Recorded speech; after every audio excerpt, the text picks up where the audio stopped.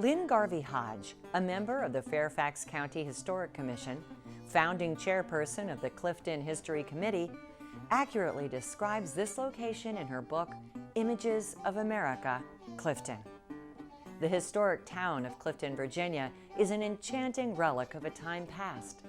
This quarter-mile square town of 225 inhabitants has seen little change since the early 20th century. 27 miles from the nation's capital, this little gem of yesterday is often missed by busy commuters. Clifton was originally a Native American hunting ground, then a large plantation, and eventually became known as Devereux Station, named for J.H. Devereux, overseer of the Union Army's railroad construction.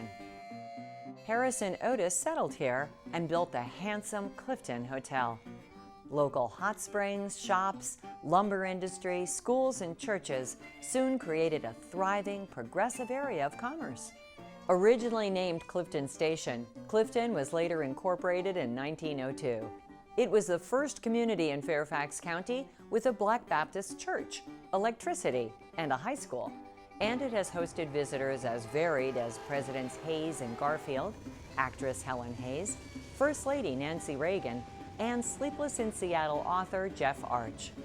Clifton has been and is still a gentle, picturesque village.